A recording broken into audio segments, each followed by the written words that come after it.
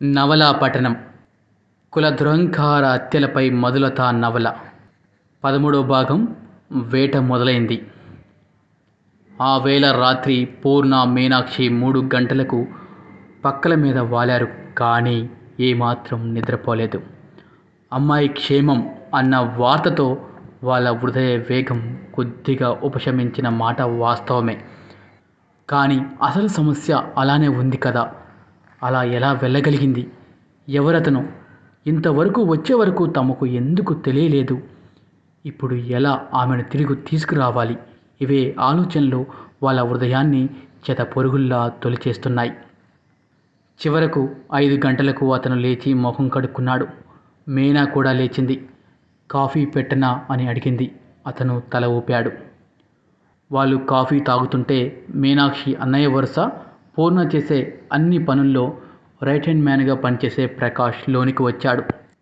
వాళ్ళు ముగ్గురు కలిసి కూర్చొని ఈ సమస్యను ఎలా పరిష్కరించాలి, పారిపోయిన వాళ్ళను ఎలా వెతికి పట్టుకోవాలి అన్న ప్రణాళికను రచించడంలో పడ్డారు.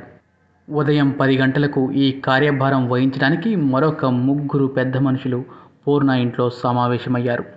వాళ్ళు ఆ area inspector Seshagiri Rao, MLA Rajeswara Rao, Prakash ఇంకా పూర్ణ. ఆ జంటను వెతికే పని చాలా రహస్యంగా జరగాలని నిర్ణయించుకున్నారు. 90% ఈ సంవత్సరం క్రితం మధు కోసం స్టేషన్కి వచ్చిన యువకుని పనే అయి ఉంటుందని అంచనా వేశారు. అందువల్ల నవీన్ ఫోటో, మధు ఫోటో రెండింటినీ ఇన్స్పెక్టర్కు అందజేశారు. ఈ విషయం హోమ్ మినిస్టర్తో మాట్లాడతానని ఎమ్మెల్యే, తర్వాత పని మొదలు పెడతానని ఇన్స్పెక్టర్ హామీ ఇచ్చి అక్కడి నుండి కదిలారు. పూర్ణ ధన బల సహాయం లేకుండా ఎమ్మెల్యే శేషగిరిరావు గెలిచేవాడు కాదు. ఇక ఇన్స్పెక్టర్ అయితే సమస్య తనదే అయినట్టుగానే భావిస్తున్నాడు. ఇలా వీరులు శూరులు లాంటి వారు మధుని వెతికే పనిలో నిమగ్నమైనారు. ఎవరు ఎంత ప్రయత్నించినా 2 రోజుల పాటు నవీన్ మధుల ఆచూకీ ఏమీ తెలియలేదు. పూర్ణ మీనాక్షి దంపతులు తిండి తిప్పలు లేకుండా బొమ్మల్లాగా రోజువారీ పనులు చేసుకుంటున్నారు. 3వ రోజు వారి బంధువు ఒకతను ఫోన్ చేశాడు. మామూలు పరామర్శలైన తర్వాత అతను అడిగారు, మధు ఎక్కడ ఉంది? హైదరాబాద్లోనేనా? అవును, అక్కడే ఉంది. 2 రోజుల క్రితం మా వాళ్ళను ఒకళ్ళను సాగనంపడానికి స్టేషన్కు వెళ్ళాను. అక్కడ నాకు చెన్నై ఎక్స్ప్రెస్లో మధు అనిపించింది. పూర్ణ నోటి వెంట మాట రాలేదు.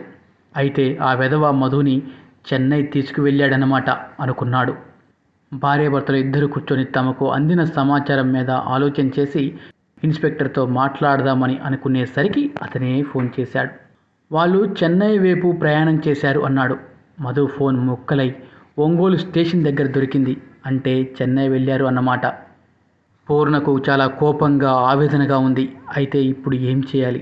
వాళ్ళను వెతకడానికి ఏం చేస్తున్నారు? నా భార్య బెంగతో తిండి కూడా తినడం లేదు అంటూ ఫోన్లో అరిచాడు. శేషగిరి ఇలా అన్నాడు, ఎమ్మెల్యే సార్తో మాట్లాడాను. ఆయన మన హోమ్ మినిస్టర్తో మాట్లాడి ఆయన తమిళనాడు హోమ్ మినిస్టర్తో మాట్లాడేటట్లు చేస్తాను అని చెప్పారు. ఆ జంటను చెన్నైలో వెతికి పట్టుకునే ఏర్పాటు ఆయన చేస్తానని చెప్పారు అన్నాడు. పూర్ణకి మండిపోయింది. వాళ్ళని జంట అనకు, నాకు రగిలిపోతుంది, మాటలు తిన్నగా రాని అన్నాడు. శేషగిరి కాసేపు నోరు మూసుకున్నాడు. అతనికి తన తప్పు తెలిసింది తమాయించుకొని అన్నాడు, నాకు ఇంకో సమాచారం వచ్చింది. ఏమిటది? ఆ రోజే వాళ్ళు హైదరాబాద్లో ఒక ఆర్య సమాజ్ మందిర్లో పెళ్లి చేసుకున్నారు. పూర్ణ చేష్టలుడికి కూర్చుండిపోయాడు. ఆ సమాచారం పేపర్లో వచ్చింది. ఫోటోలతో సహా వేశారు. ఇంటర్ క్యాస్ట్ మ్యారేజ్ అవ్వడం వలన పేపర్ వాళ్ళు వేశారు. ఏదో ఎస్సీ వెల్ఫేర్ అసోసియేషన్ వాళ్ళు పెళ్లి చేశారట. పూర్ణ కోపంతో వణికిపోయాడు. ఎట్లాగైనా మధుని వెతికి పట్టుకొచ్చి గుట్టు చప్పుడు కాకుండా ఇంట్లో పెట్టుకొని పరువు కాపాడుకుందామనుకున్న అతని ప్లాన్ను గండి కొట్టినట్లు అయింది. ఫోన్లోనే పెద్దగా అరిచాడు, ఆ అసోసియేషన్ వాడిని పట్టుకో, వాడి సంగతి చూస్తాను. అది కూడా జరిగింది. పేపర్లో వచ్చిన ఫోటోలో ఉన్న పెద్ద మనిషి ఎక్కడా లేడట. అంటే ఆ పేరు కలవాడు. మనం ఆర్య సమాజానికి వెళ్ళి అక్కడ పూర్తి సమాచారం తెలుసుకుందాం. అది కూడా ఆలోచించాం. ఆర్య సమాజ్ వాళ్ళు పలానా వారి పెళ్లి చేశామని చెబుతారే తప్ప తక్కిన సమాచారం ఏమీ ఇవ్వరట. వారు ప్రభుత్వానికి జవాబుదారీ. వాళ్ళపైకి ఏదైనా ఒత్తిడి తెస్తే వాళ్ళు వెంటనే పేపర్కి సమాచారం ఇస్తారు. మనకి కావలసినంత పబ్లిసిటీ వస్తుంది. అలా చేయలేం కదా. పూర్ణకి మతిపోయినట్లు అయింది. సరే అయితే దాని సంగతి తర్వాత చూద్దాం, ముందు అమ్మాయిని వెతికే పని చూడు అసహనంగా అన్నాడు. సరే, ఇంకా కొంత సమాచారం అందిన తర్వాత మీతో మాట్లాడతాను. పూర్ణ నిస్సహాయంగా నిట్టూరుస్తూ సోఫాలో కూలబడ్డాడు. అతన్ని అలా చూడగానే మీనాకి భయం వేసి పరిగెత్తుకొచ్చింది. అతన్ని పట్టి కుదుపుతూ, ఏమైంది చెప్పండి అంది. పూర్ణ నోటి నుంచి మాటలు పెకిలి రాలేదు. దుఃఖంతో, అవమానంతో గొంతు పూడుకుపోయింది. చివరకు గొంతు పెగిల్చుకొని, ఆ వెధవని పెళ్లాడింది అన్నాడు.